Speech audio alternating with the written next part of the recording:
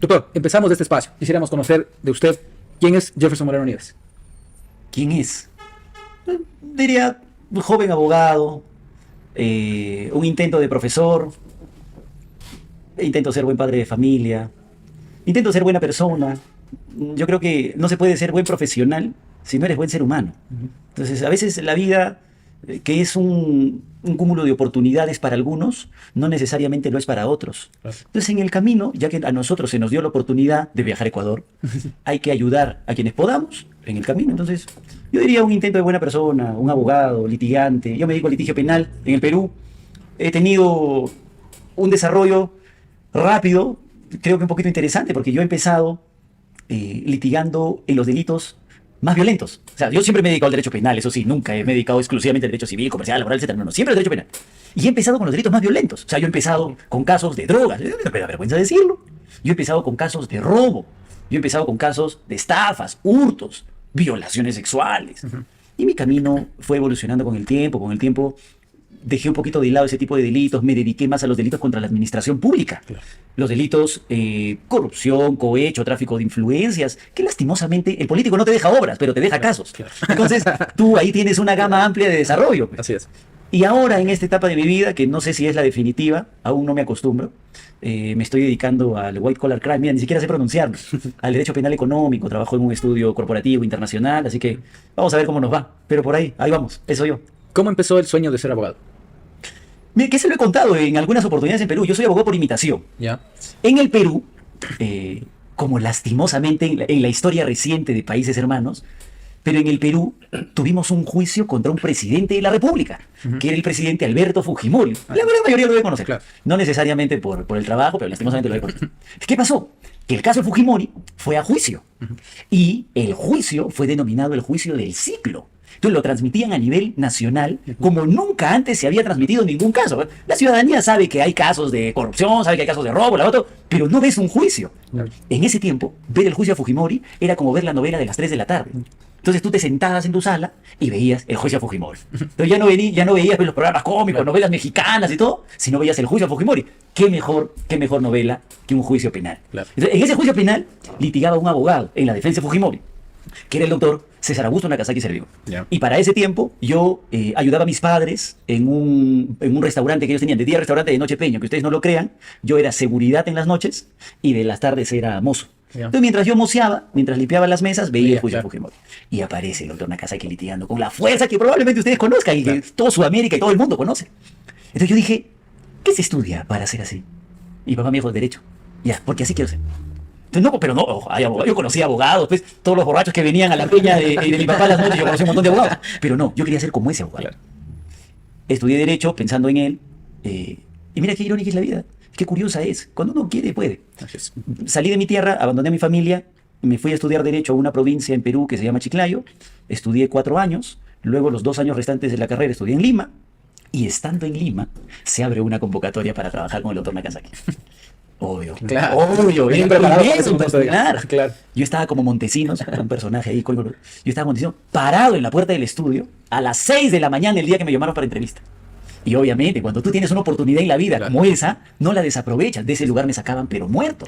O sea, si yo no era practicante de ese lugar, yo no me iba. Entonces así lo conocí, me hice abogado y empecé a trabajar con él y ya con el tiempo empecé a desarrollarme, ¿no? Así empecé a estudiar Derecho yo. ¿Y cómo son los inicios, por ejemplo, de un estudiante que comienza en el mundo jurídico como pasante, llamamos acá, también lo llaman chasqui? ¿Cómo lo llaman allá? Sí, un practicante, ¿no? Alguien. Normalmente uno piensa en un practicante y dice es el que compra el café.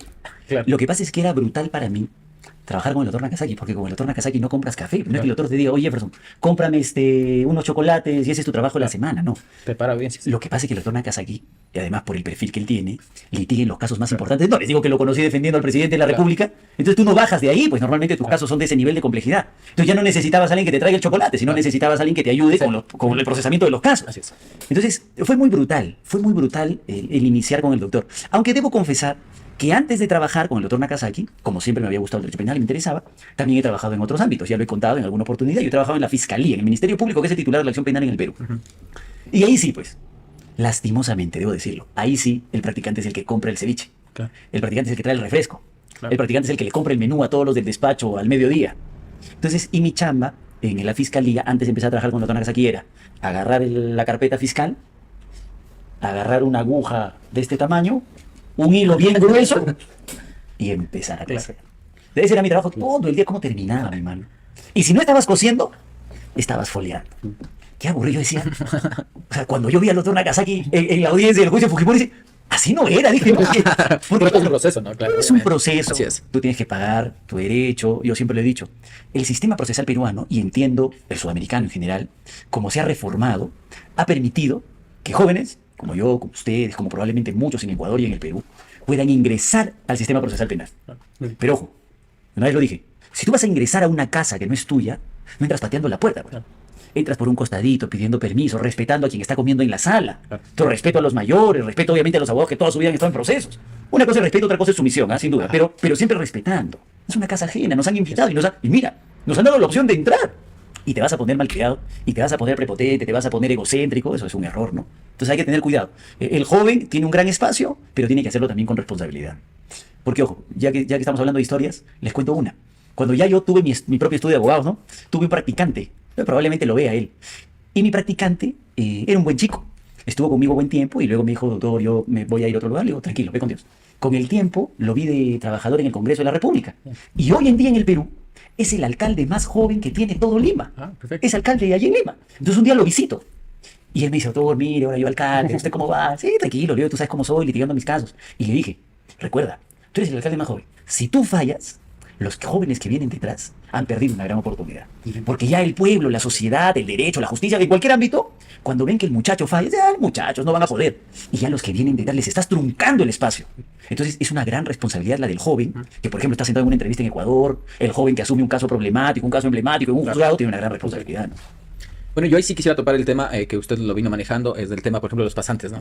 Qué importante es topar lo que usted lo acaba de decir y nadie ha hablado en estos espacios, es, si bien es cierto, se habla del pasante que es el que va a comprar, o que es del que cuida la oficina, o es del que hace la veces de secretaria, o secretario, pero todo deviene también con quién vas a ser pasante. Sí, claro. O sea, pasante de quién eres. Sí, claro, sí, o sea, hablamos de que hay abogados que tienen causas que te pueden llevar a catapultarte en el tema de conocimiento, o hay abogados que te pueden llevar a la destrucción total. Totalmente. Porque si no escoges bien con la persona que vas a practicar, o si no escoges bien con la persona que vas a aprender el litigio, puedes fracasar. O sea, y es algo que deberían tomarlo en cuenta estudiantes, porque como te decía, este espacio también es para los estudiantes. Claro, lo ven a veces fácil, ¿no? Por ejemplo, ven ahora a este espacio del podcast, le ven al doctor Jefferson, le ven a todos los que están en el espacio y dicen, qué fácil. O sea, tan sencillo que fue, él cuenta su historia, cómo vino y se hizo, pero no es sencillo. Entonces, no es nada fácil. Y además, debes tener estrategias hasta para eso. Estrategias de vida para ejercer tu profesión, para escoger bien con quién vas a trabajar y qué casos vas a defender también. Y mira, qué importante lo que dices. Te voy a decir algo que decía mi maestra. Tú tienes que ser abogado sin ser abogado. O sea, acá, para manejar en Riobamba un vehículo motorizado, claro, necesitas una licencia, ¿sí o no? Claro. ¿Tú qué quiere decir? Que tú no puedes manejar si no tienes licencia. ¿Y cómo aprendes?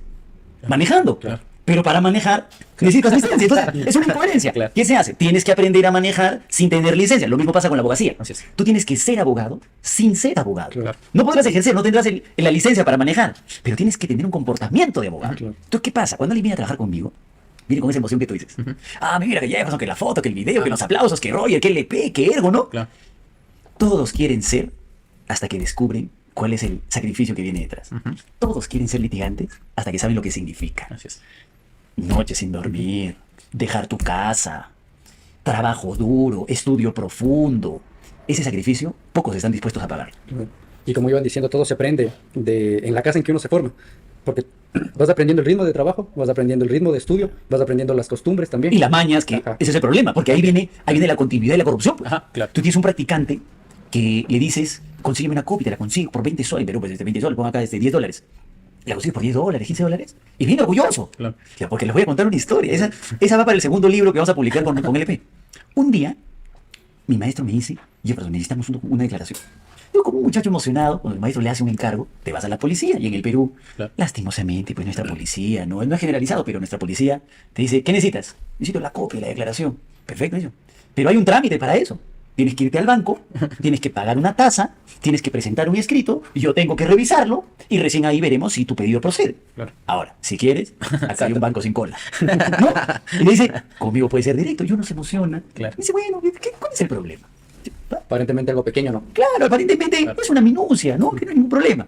Da sus $5, $10 para hacer la analogía acá al sistema ecuatoriano. Y consigo la declaración, regreso de mi maestro se emociona, recibe la declaración, la maestro están trabajando y todo, cuando se le prende el foco, voltea y me dice, ¿y cómo has conseguido la declaración? Y uno emocional, no, tranquilo, ya después yo pido de caja chica que me devuelvan. ¿Qué? ¿Sí, de caja chica? ¿Cuándo pago? No, $10. ¿Qué pago? Dice en este momento, te largas de acá.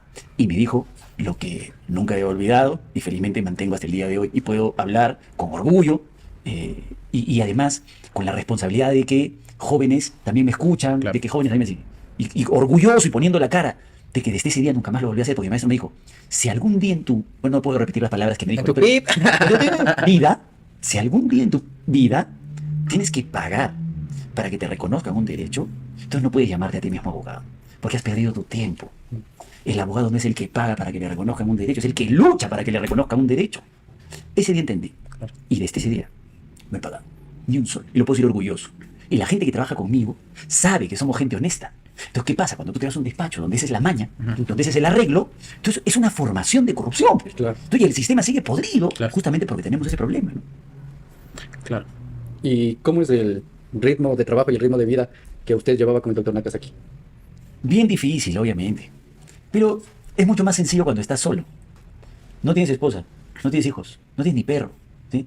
Vives en un cuarto alquilado, probablemente del mismo, mucho más pequeño del espacio en el que nos encontramos. Entonces, ¿qué quieres? ¿Estar en tu cuarto o estar en la oficina trabajando? Entonces, prácticamente mi vida era, pues, 22/7, ¿no?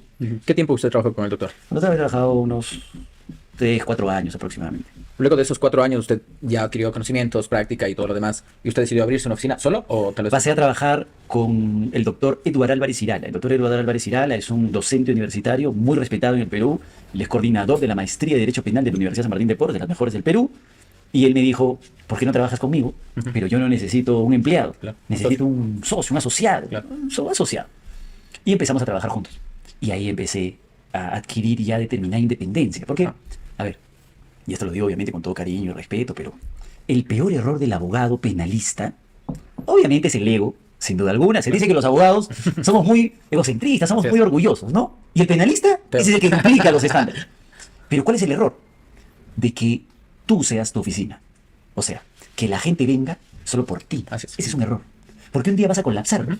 Ya no vas a poder tú solo. Entonces, la gente tiene que venir a buscarte, no por ti, sino por tu equipo de abogados. Entonces, el doctor Álvarez Irala, no, la gente no venía por él necesariamente, venía por su equipo. Y eso permitía que yo pueda tener mayor presencia en el litigio. Y así, él me permitió mi primera entrevista en televisión en defensa de un caso muy complejo. Yo era mucho más flaco que ahora, mucho más muchacho y todo. Y aún así, él me dio esas oportunidades. Muy buena experiencia. Doc, ¿usted cree que este fenómeno de que el abogado litigante en materia penal tiene su oficina por sí mismo y lo van a buscar a él, se ve específicamente solo en esta materia o también se puede ver en el derecho corporativo?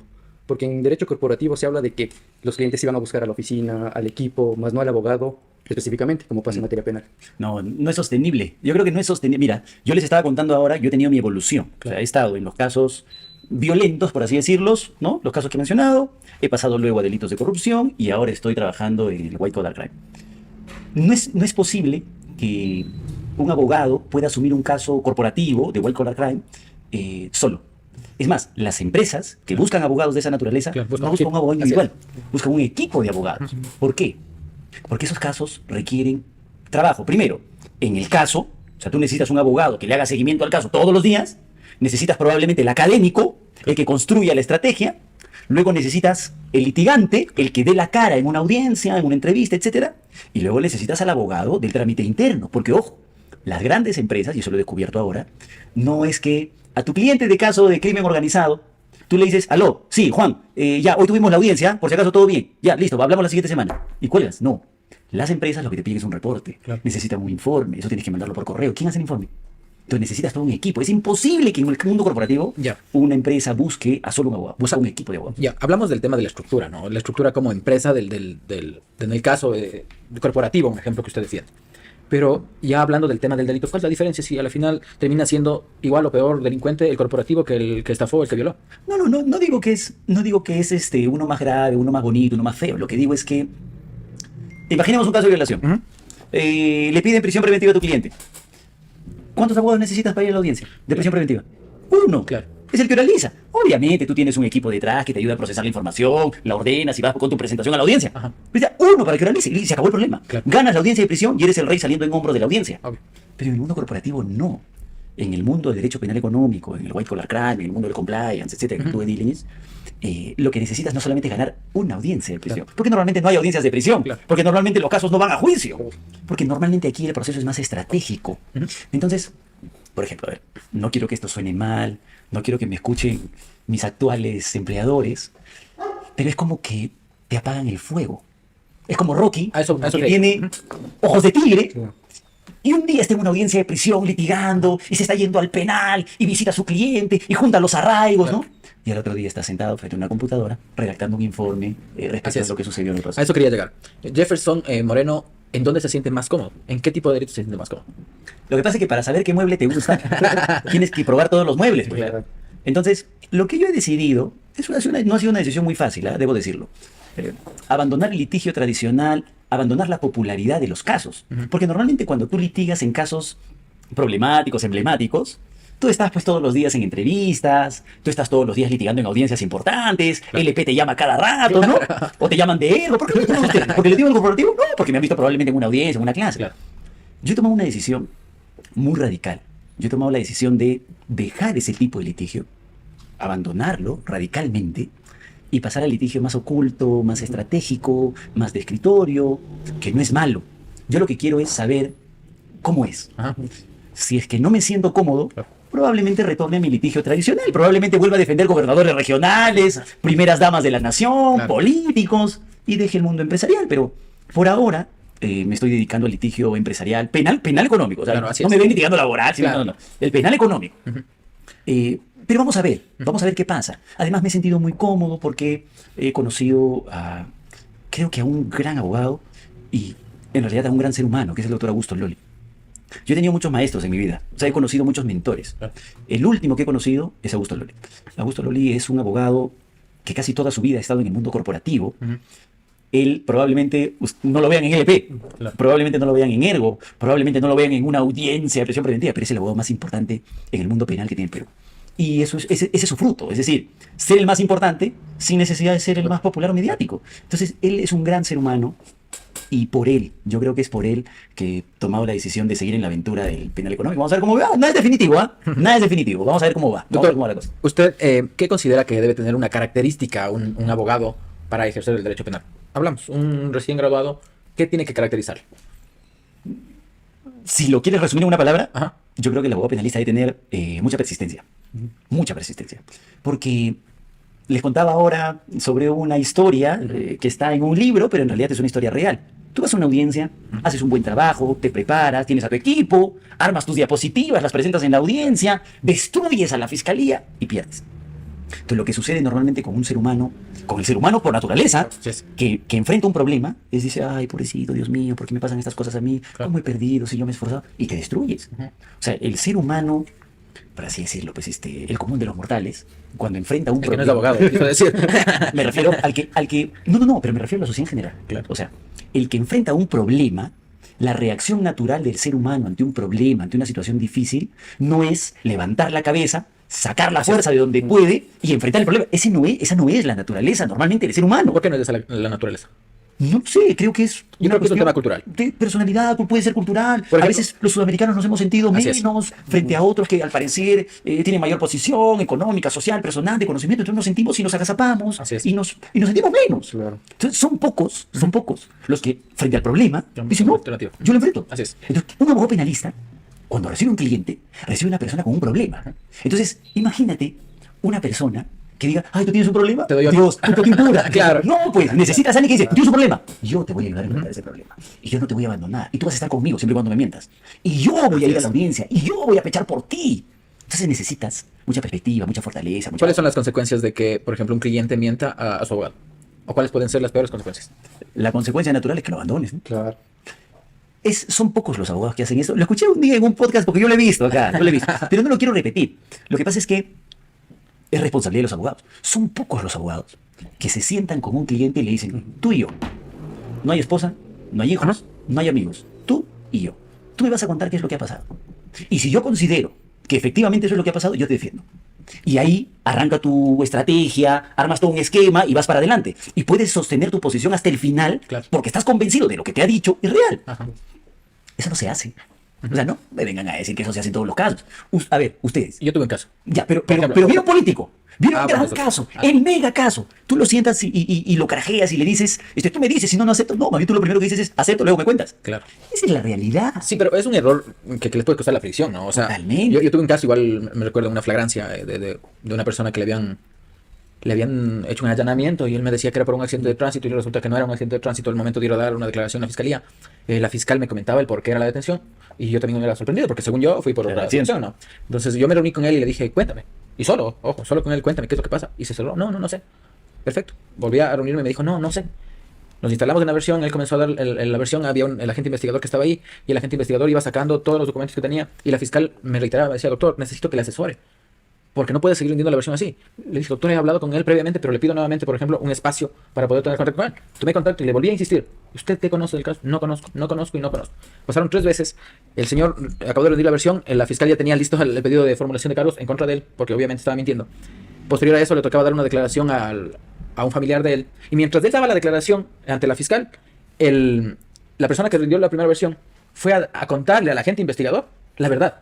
¿Ya? Y el agente investigador, cuando yo salía, me dice, dígale a su cliente que le diga la verdad. Y eso es un error garrafal. Y eso es de entrar perdiendo desde el inicio. Y pero eso es culpa de ellos Mira, también. no quiero cambiar los roles, pero ¿hay alguna persona en quien confíes más que en tu esposa? No, No, claro que no. te aseguro que no. Claro. Yo te veo a los ojos y además hemos conversado. Así Hemos es. estado 3 horas viajando y te aseguro que no.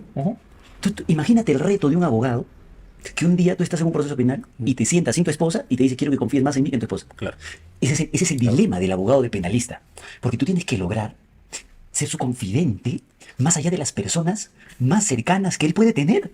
Esposa, hijos, amigos. Y dice, ¿a ti te va a confesar algo Claro. que no le diría a nadie más? ¿Cómo puedes lograr eso? Entonces, eso es lo que hablaba además con Denis, que ahora de Ecuador, que estuvo aquí en la rueda de prensa. Y él me decía, yo vi un video donde hablaba de que a veces para ser abogado hay que tener calle. Ya está, pues. Claro. Entonces, ahí demuestras tú una habilidad de confianza, de darle la confianza necesaria al cliente Perfecto. para que él te cuente el tema. ¿Podría usted, ingresar un poco más adentro del tema de que el abogado debe tener calle? ¿Cómo es? ¿A qué se refiere?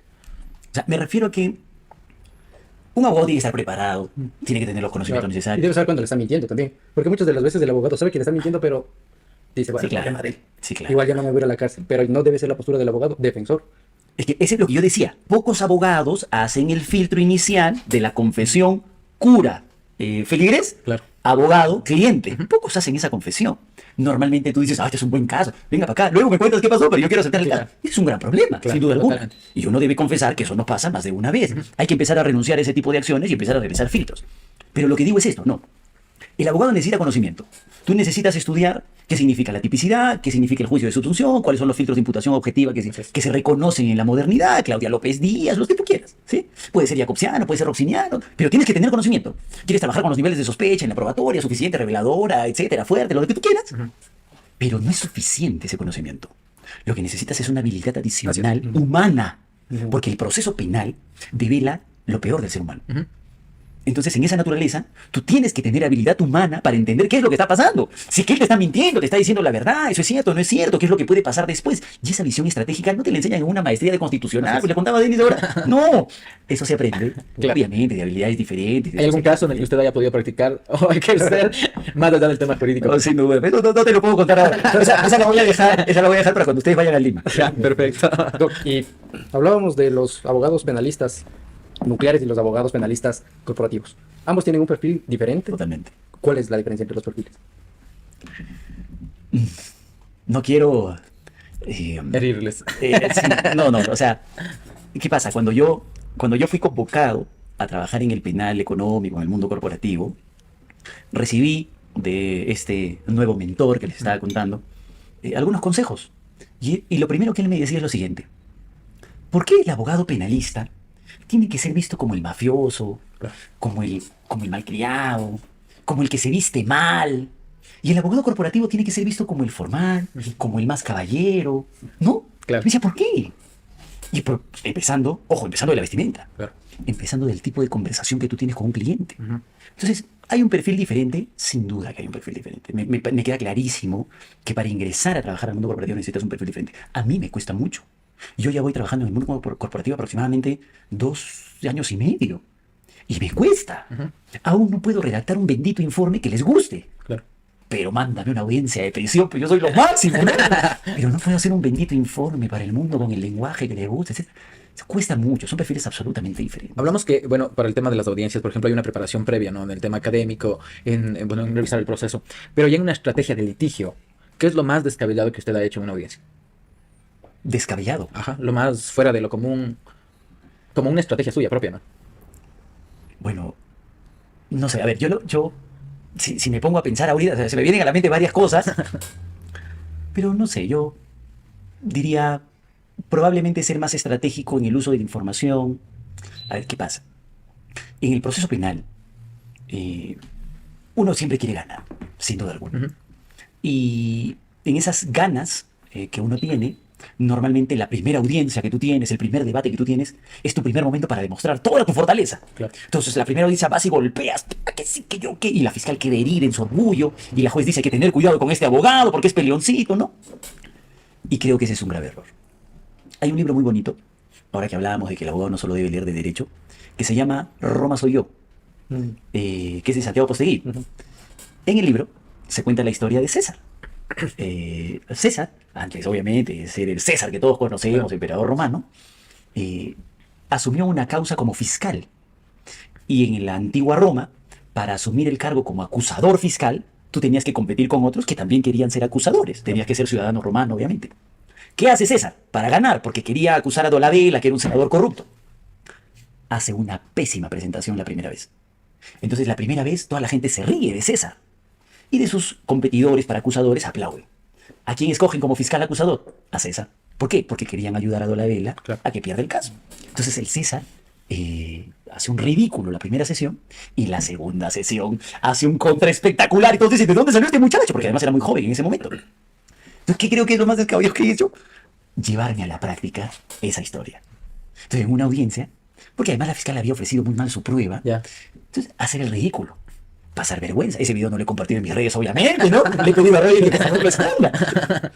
Una muy mala audiencia. Suya. Claro, mía. Y que uno por orgullo y por ego podría decir, eso no puede pasar, ¿no? Entonces dije, voy a hacer como el César. Una mala audiencia la primera, una vergüenza de audiencia. Ojalá nunca se publique ese video. Para que cuando llegue el momento del interrogatorio que me interesaba a mí, claro, yo sea el neófito, el débil, el incompetente, para poder atacar muy bien. Dicho sea de paso que resultó, dicho sea de paso que funcionó en cierta medida. Claro. Pero si tú me preguntas lo más aventurero, así lo que uno puede decir, ¿cómo puede ser posible que lleves esa estrategia a un juicio de la vida real? Yo creo que ha sido algo así.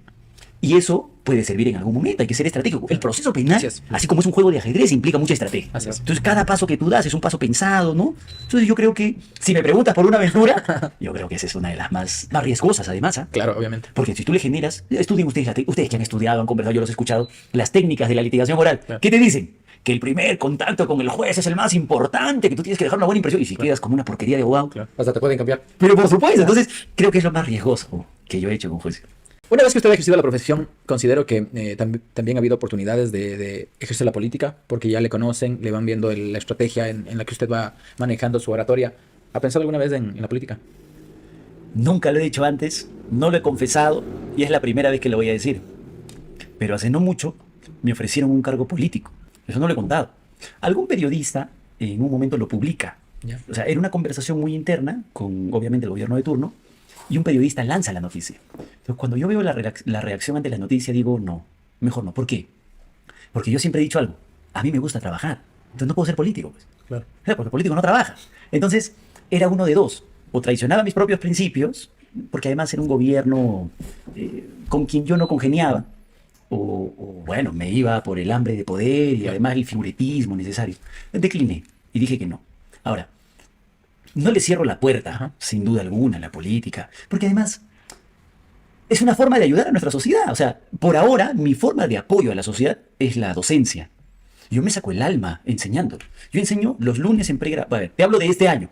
Yo enseño, lo he enseñado los lunes en pregrado en San Martín, los martes en pregrado en San Martín, que es una universidad de Perú, los miércoles he enseñado en el posgrado en UNASAM, los jueves he enseñado en la Decana de América, la Universidad Nacional de Santiago, San Marcos, y los viernes he enseñado en San Martín, y los sábados enseño en el posgrado de la Universidad de San Martín. O sea, yo me parto el alma enseñando. Y creo que ese es mi aporte a la sociedad por ahora. Porque el único futuro cercano bueno que podemos tener es con buenos profesionales. ¿De dónde salen esos buenos profesionales? De las aulas. Entonces hay que ayudar un poquito a la formación. Por ahora ese es mi apoyo. No descarto una participación política. No me gustaría mucho, en realidad, un cargo que sea muy político. Preferiría un cargo más técnico-político. Imagínense un ministro de Justicia. Imagínense un miembro del Tribunal Constitucional, una Corte Constitucional ecuatoriana, ¿no? Puede ser, pero no está en mis planes cercanos. Por ahora yo me dedico a la formación docente, al litigio profesional, ¿no? Pero nunca digas nunca. Así es. No escupas al cielo porque cae en tu vaso y después es bien difícil tomar la copa. Claro, efectivamente, tal vez usted le cerró la puerta al tema del ministerio, por ejemplo, porque tal vez puede ser un cargo menor y ha pensado en un cargo bastante grande. Por ejemplo, hablemos, una presidencia, una vicepresidencia. No, pues por favor. Te voy a responder lo que un día le respondí a una fiscal. Un día estábamos en una audiencia, no me acuerdo de qué era la audiencia de impedimento de salida del país contra una ex primera dama. Yo defendía a la ex primera dama del país. Y la fiscal agarra y dice, pues hay peligro, porque la señora contrata abogados reconocidos. Entonces yo le digo, a mí me conoce mi familia, yo ese no es ningún problema. Entonces te contesto así, porque, no, o sea, para aspirar a un cargo de esa naturaleza, primero, obviamente necesitas ser conocido. Segundo, necesitas la formación necesaria. Alguien decía por ahí, no recuerdo, no quiero usar la frase sin cita, pero alguien decía, el primer acto de corrupción de un funcionario público Es aceptar un cargo, un cargo para el que no está preparado. Así es. Entonces yo no tengo el conocimiento necesario de la administración pública para adquirir un cargo en este momento. Tendría que prepararme, probablemente estudiar Pero no decir a la puerta. pública. No, sin duda. Claro. Además yo tengo que estudiar gestión pública, Obviamente. porque tengo que participar en casos de delitos contra la administración pública. Entonces es importante que yo estudie. Si eso queda de taquito para la función política, bueno, bienvenido sea. Y hablando en el tema, por ejemplo, de su profesión mediáticamente en Perú, ¿cómo ha jugado un papel importante eso? O tal vez mediáticamente ha habido tal vez alguna incidencia en tratar de afectar su buen nombre, ¿o no?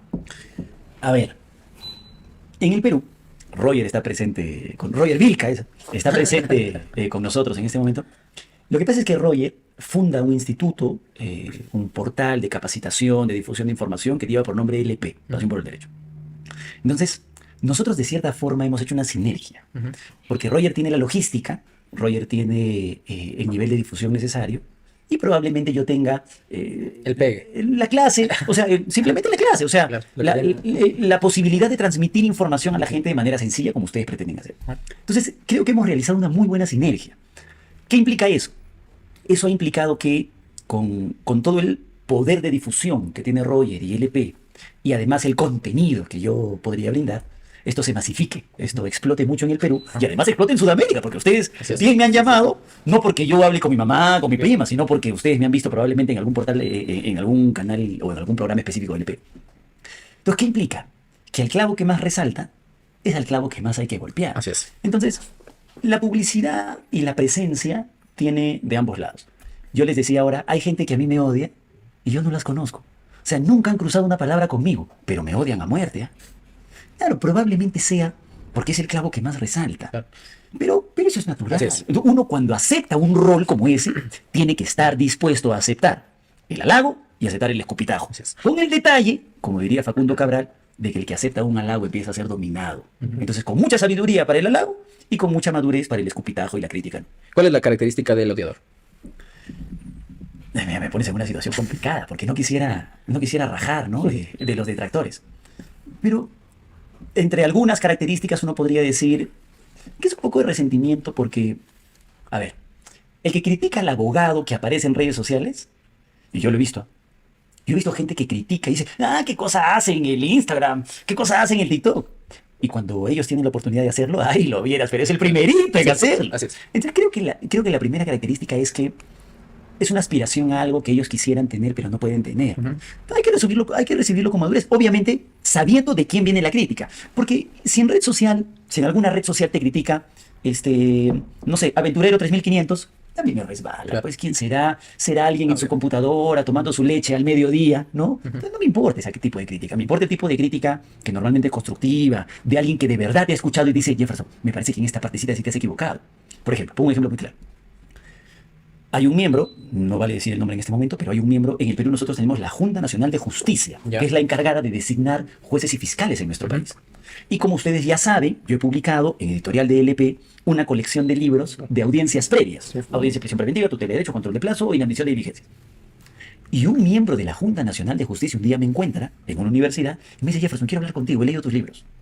Y me dice, me parece muy bien, pero ¿sabes qué? Me hubiera gustado que también tenga desarrollado los principios del proceso. Entonces, no lo hacen mala leche. Claro. O sea, no lo hacen decir, eres Claro. malo en lo que haces, qué pésimo. Sino por aportar. Sino lo hacen en una onda de construcción. Así Esa es la crítica que uno puede recibir naturalmente. Pero el crítico que es para destruir, Claro, es otra normalmente cosa. es algo que quiere, lo que tú tienes. Y permítanme, cierro con esta frase. La envidia es la mejor forma de halago. Así que yo estoy feliz cuando alguien me dice que eres un pésimo abogado, que solo haces mal, yo estoy contento. Ya nos hemos bañado en aceite. ¿Cómo cuida su salud mental Jefferson Moreno Nieves? Eso es muy importante. Yo me refugio en mi familia. Ya. Uno cuida lo que más quiere. Nunca vas a ver de mí la exposición innecesaria a mi familia. Nunca. Nunca, nunca, nunca, nunca, nunca. Aunque exista crítica innecesaria y demás, nunca me vas a ver exponer a mi familia. El único lugar donde soy yo mismo, el único lugar donde soy feliz, es en mi hogar. Ahí uno se siente bien, ahí uno se siente cómodo. ¿Dónde me siento adicionalmente cómodo? Conociendo a personas sinceras, conociendo amigos. Por ejemplo, ustedes me parecen personas sinceras y se los voy a Muchas decir así gracias. abiertamente. Muy amable. Porque además, si ustedes me cayeran muy mal y me parecieran no sinceros, hipócritas, yo se los diría abiertamente. Claro. Probablemente no compartiríamos ni un vaso de café como el que estamos tomando en este momento. Probablemente terminaríamos este podcast y lo primero que quisiera es irme a mi casa. Pero no, lo primero que quiero terminando este podcast es invitarlos a comer algo, conversar. Muchas gracias. Ese es el Así desfogue es. del abogado. Conocer buenas personas. Somos tantos en el mundo, pero son tan pocas las personas con las que tú te puedes sentar en sinceridad y conversar abiertamente sin necesidad de poses, Así es. sin necesidad de fingir que no eres alguien que no eres, sin necesidad de guardarte algún comentario porque crees que alguien lo puede tomar a mal. Ese es el mejor momento en el que un abogado puede desfogar su familia y los buenos amigos. Ese es el espacio. Perfecto, doctor. Bueno, quisiera ir culminando con el espacio. Tal vez algún consejo que usted podría dar a los estudiantes de Derecho que están recién empezando esta carrera o los abogados que están saliendo libre ejercicio. En el Perú hay 2 jugadores de fútbol. Ojalá ustedes los escuchen porque les han metido gol en algún momento.